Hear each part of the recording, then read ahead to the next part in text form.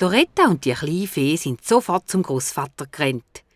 Der hat den beiden Mädchen eine feine Käsesuppe gekocht. Die kleine Fee hat ihre Suppe schnell ausgelöffelt, aber 4 Teller sind halt doch ein bisschen zu viel gewesen.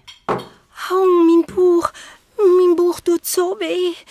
Ich glaube, das war nicht das Richtige zum gross werden. Ich muss ein bisschen abliegen. Ciao, Loretta, bis morgen. Und schon hat sich die kleine Fee weggezaubert und Loretta ist wieder heimgegangen.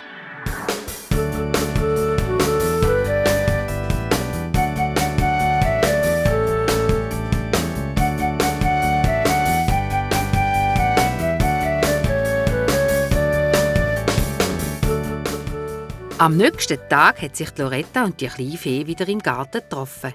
Loretta hat sich etwas ausgedacht. Ich has. Du musst lernen lesen und schreiben. Alle Grossen können das. Ich habe das auch ein bisschen. Das habe ich in der Schule gelernt. Toll, das will ich auch lernen. Nimmst du mich mit in die Schule? Loretta hat kurz überlegt. Mann, darfst mitkommen. Oh, toll, lässig, ich freue mich. Und so haben sich die beiden am nächsten Tag zusammen auf den Schulweg gemacht. Als erstes haben sie mit dem Lehrer geschwätzt.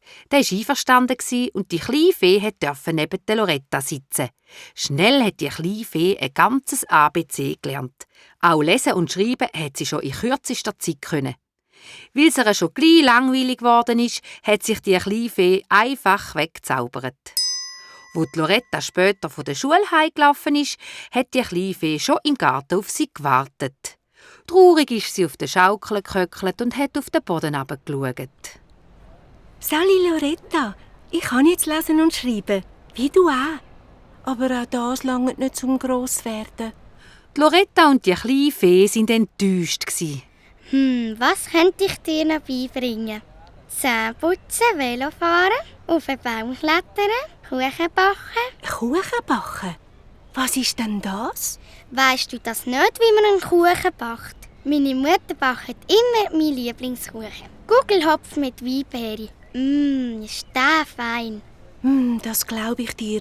Das tönt gut. Und deine Mutter, ist die schon erwachsen? Würde sie mir recht zeigen, wie man einen Gugelhupf backt?